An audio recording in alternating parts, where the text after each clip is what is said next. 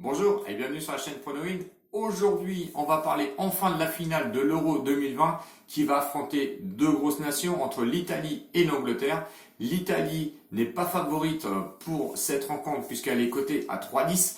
Le match nul lui est proposé à 3,35 et l'Angleterre est la favorite. Alors logique ou pas logique, on va le déterminer ensemble au cours de cette vidéo qui est cotée à 2,70. On s'est quitté la dernière fois sur le pronostic entre l'Italie et l'Espagne. Je vous donnais probablement un match nul lors du temps réglementaire et ensuite je voyais fortement l'Espagne se qualifier. L'Espagne ne s'est pas qualifiée malheureusement à mon détriment car je les voyais bien gagner. Un certain nombre de personnes, notamment dans les commentaires, m'ont un petit peu, on va dire, insulté, me traiter de buse, ce que vous voulez. Effectivement, l'Italie est passée, mais vraiment, alors l'Italie n'est passée. Alors les gars, c'est soit vous connaissez rien au football, ou alors on s'amuse à suivre les bookmakers bêtement, et puisqu'ils étaient favoris, et ben, tout le monde les voyait favoris. Moi, je pense qu'un certain nombre de personnes, malheureusement pour eux, ont perdu un petit peu d'argent en les suivant au risque et péril parce que effectivement, ils étaient un petit peu trop favoris. Moi, personnellement, je les voyais pas. Et quand on voit sur l'ensemble du match, écoutez, qui avait raison? Je vous laisse deviner. Allez, on y va sur ce débat donc dimanche. Ce fameux dimanche où la finale se jouera en Angleterre, dans le stade de Wembley à 21h. Donc effectivement, je pense que l'équipe d'Angleterre est favorite puisqu'ils joueront à domicile, bien encouragé par son public comme d'habitude.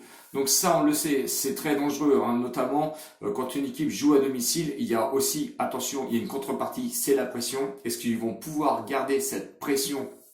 Peut-être. Si on regarde au vu du match, donc l'Angleterre qui a joué le Danemark dominé au bout de, je crois, c'est 30 minutes sur un énorme coup franc d'un Danois. Bon, et effectivement, ils ont couru après le score.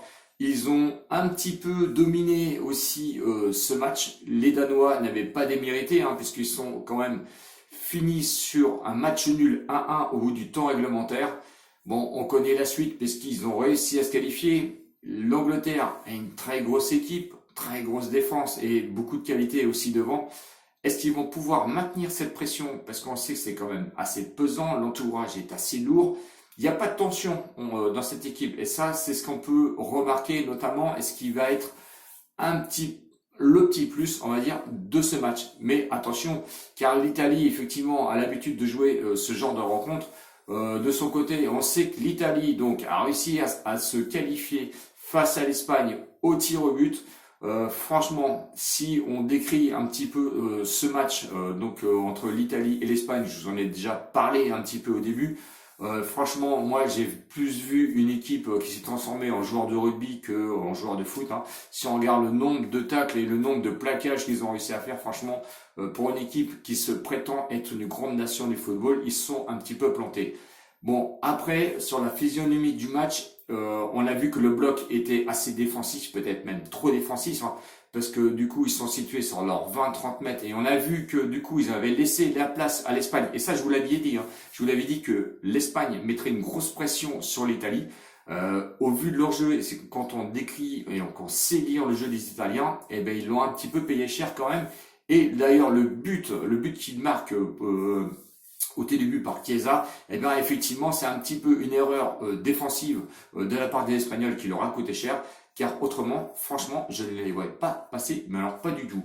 Donc, effectivement, d'un côté, on a les joueurs de rugby, et de l'autre côté, l'Angleterre qui joue un petit peu à domicile, eux, c'est plus des plongeurs, parce que du coup, ils n'arrêtent pas de plonger, hein, déclenchement de coups francs, déclenchement de penalty, ils sont toujours par terre.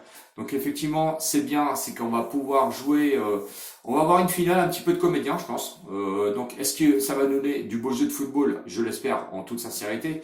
Bon, l'Italie commettra, à mon avis, pas la même erreur qu'ils ont fait contre les Espagnols. Ils vont jouer sur un bloc un peu plus haut. Donc ils vont se situer plus dans leurs 40-50 mètres. Donc, et à mon avis, l'Angleterre, elle, avec la pression qu'ils auront, parce qu'effectivement, il va falloir faire le spectacle au bout d'un moment, iront à l'encontre donc de ces Italiens.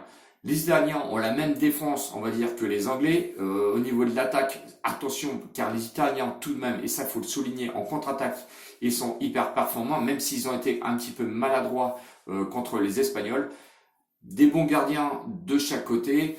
Donc le pronostic, je pense que ça va être un match un petit peu ouvert. Donc ça va être un match ouvert et fermé en même temps, car attention, on joue quand même une finale. Donc je vais vous donner quand même 3 pronostics, et le pronostic que je retiendrai, évidemment, je vais le garder sur Telegram, car si vous n'êtes pas encore abonné, eh ben, je vous invite à vous abonner à la chaîne et à vous abonner aussi en même temps à la chaîne Telegram, où je vous mets le lien dans la description juste en dessous. Donc venez nous rejoindre sur Telegram, où je suis, comme je le répète, sur chaque vidéo un peu plus présent, et je vous donne des pronostics surtout en live. D'ailleurs, sur les pronostics de Telegram, eh ben, on est assez performant, on est même très performant. J'ai quand même régulièrement des commentaires, et ça je vous en remercie. Je vous remercie aussi sur les derniers qui sont venus s'abonner sur la chaîne YouTube. D'ailleurs c'est très encourageant, malgré les critiques sur la dernière vidéo. Bon bah ça, il y en aura toujours. Bon, après on peut toujours avoir son avis, hein, effectivement. Moi je suis un favori quand il y a favori, quand il n'y a pas favori, et ben je suis plus dans l'analyse d'un match. Donc l'analyse que je vous ai fait donc tout au cours de cette vidéo, et ben c'est simple, c'est que le temps réglementaire va être assez compliqué pour l'une des deux équipes. Je pense que on verra peut-être des prolongations, c'est possible. Je mettrai en 3 pronostics. Mes 3 pronostics vont aller on va dire dans un croissant au niveau des cotes, c'est-à-dire je vois une double chance, Italie ou match nul dans le temps réglementaire à une cote de 1,38. Est-ce que les deux équipes vont marquer? Moi je ne pense pas, ce qui était une cote de 1,55, et le troisième prono qui va lever la coupe, hein, donc qui va gagner au bout, même jusqu'au penalty, qui va gagner cette Coupe d'Europe. Je vois bien l'Angleterre à 1,85. Donc je garde mon pronostic personnel donc pour Telegram. Donc si vous voulez avoir le pronostic, eh ben vous l'aurez sur Telegram. Voilà, il y a 3 pronostics. À vous de faire le choix. Je pense que c'est des pronostics logiques. Bon, vous allez entendre de tout, hein. Évidemment, tout le monde va aller se pencher sur l'Angleterre, car l'Angleterre est favorite et joue à domicile. C'est à vous de voir. Attention aux compositions d'équipe, et surtout, comme d'habitude, n'allez pas démettre des sommes folles sur cette finale, car ça reste encore un match qui reste très ouvert au niveau des pronostics, et la part chance évidemment est égale à peu près entre 50 et 60%. Voilà, j'espère que l'arbitrage va pas trop nous pourrir le match, j'espère que les équipes vont jouer et donc ne vont pas plonger ou plaquer comme je vous ai dit, hein. Donc je me suis un petit peu amusé, mais effectivement c'était un petit peu le reflet de ce qu'on a pu voir malheureusement lors des demi-finales. Je vous laisse, on se retrouvera certainement pour d'autres vidéos, hein, à savoir que je me relance encore dans la Liga qui nous a réussi donc pour la reprise des championnats. Je ferai également aussi certainement la Ligue 1 donc pour la reprise du championnat.